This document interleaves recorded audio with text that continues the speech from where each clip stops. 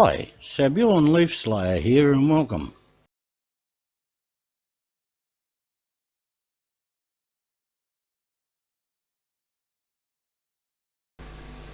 We get many stories in the sensationalist press falsely claiming that a harmless asteroid is about to hit Earth.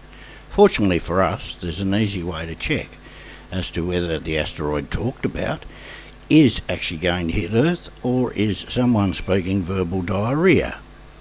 I will now show you how to do this, and it's quite simple. As long as you are not colourblind, we should be fine. Firstly, we need to go to the Sentry Earth Impact Monitoring site. I'll leave the link in the comments below so as you could follow it on later on. If you get baffled by numbers on this page, it doesn't matter.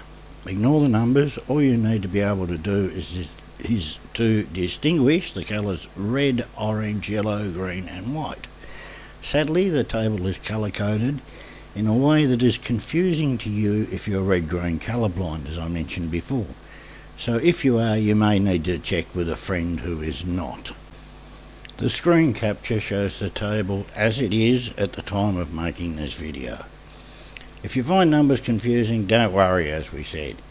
All you need to look at is the colour of the first row in the table. At present, 1950 DA. Indeed, these are usually the first four entries. 1950 DA has a tiny chance of hitting Earth more than 4 centuries into the future. It is just large enough to have some global effects, cooling the Earth slightly, and some effects on agriculture for a few years. It almost certainly misses. It's a problem for our great, you get the idea, times grandchildren. There is plenty of time for them to deflect it or just mine it away to nothing. The next entry down is Bennu. Bennu is the one that the OSIRIS-REx mission is going to visit, and they will find out more then, including refining its orbit, almost certainly prove it misses. It does frequent flybys of Earth, but it's too small to have global effects and is also very easy to deflect. We could do it just using kinetic impacts, with a Falcon heavy lifter given a decade of tour warning. Neither of these first two are a significant enough risk to present to have a warning level.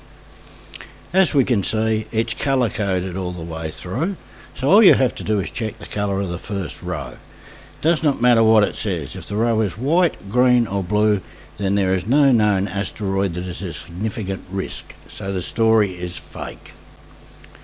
If it is yellow, there's a slight chance, but it is likely to change soon to green, white or blue. If it is orange, there's a higher warning level, and if it is red, there's a definite impact. At the red level, then there's likely to be small. That's simply because there are more small asteroids than large ones. The smallest Chelyabinsk-sized objects hit Earth on average every 80 years or so. Larger ones every few thousand or million years. This makes it a near certainty that the first red alert will be for a small 20 to 40 metre asteroid, perhaps 100 metres at most. There's also likely to be a harmless impact into a desert, ice field or ocean. That's indeed the most likely outcome at this level, because only 1% of the Earth's surface is urban. 99% is either ocean, ice sheets, desert, forest, pasture, etc., with low population. So 99% certain if it is a red that no evacuations are needed. Instead you'll get people booking trips to watch the fireball and the impact event from commercial jets, and live TV streaming of the event. Be quite a sight to see an impact forming a small crater or hitting the sea live streamed like that. But if it ever goes orange or red, there is so much interest in asteroid impacts that it would surely be headline news on the TV and in all reputable news media.